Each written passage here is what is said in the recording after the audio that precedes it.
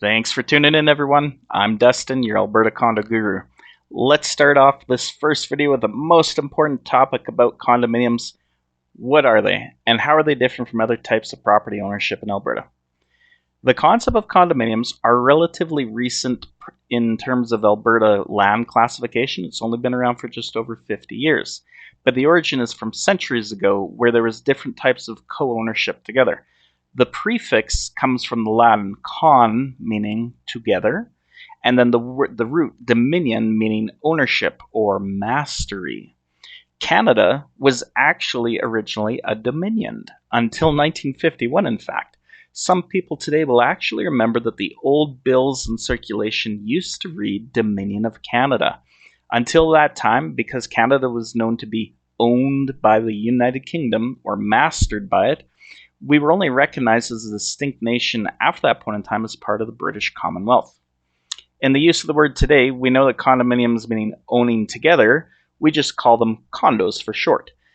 They're often divided into a few different classes of ownership, and these get very important when it comes to conflict resolution between the boundaries. So the first is what we're going to call your private property, and I'm not saying residential or unit because it's going to be ambiguous. Not all condominiums are residences. Not even all of them are commercial.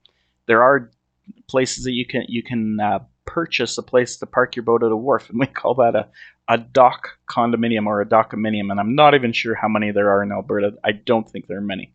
But it's important that we understand that the definition goes down to the location on the survey plan. In order to identify where that land is, it's delineated with a thick, bold line as per the legend on the survey plan, and we're going to call it a unit. The owner of that unit will carry the majority of the privileges and the responsibilities for that space. Now, whether it's residential, commercial, or not, it's still going to be delineated on that survey plan. But it could include other spaces that maybe you don't live or conduct business in, like parking units, storage units, or bike storage units. I'm emphasizing unit because there are places that are like that that do not have units.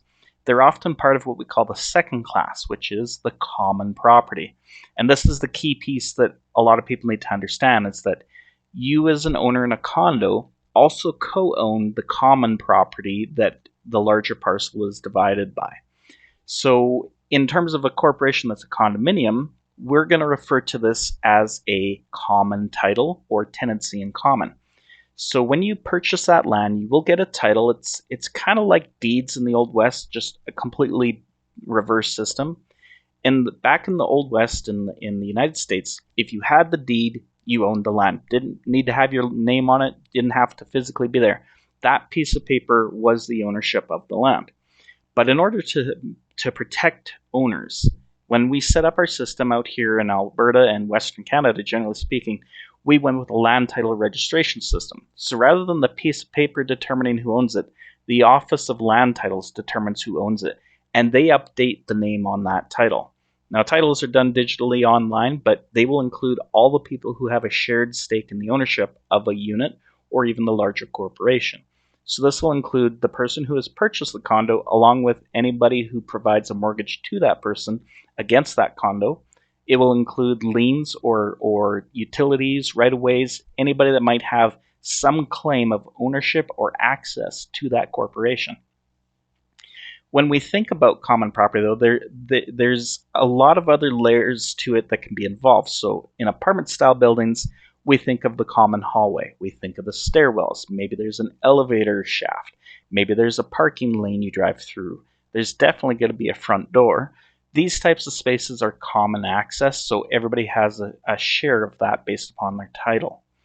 Now, condominiums that aren't apartment style tend to get a little bit more complex, especially if they're townhouse style that are in the bare land classification.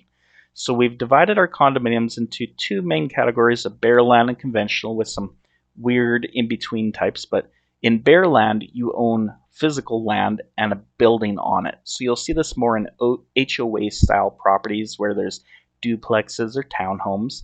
Whereas conventional condominiums, they put that line of ownership through the center of the exterior wall. So the owner is going to own everything on the inside, the corporation that own everything on the outside, and that'll show up when we look at the survey plans. Now, within the common property, usually you're going to have a space that we call exclusive use common property. So these are chunks of the common property that are given only to one unit to use. So you're going to think of like decks or balconies that are adjacent to the unit.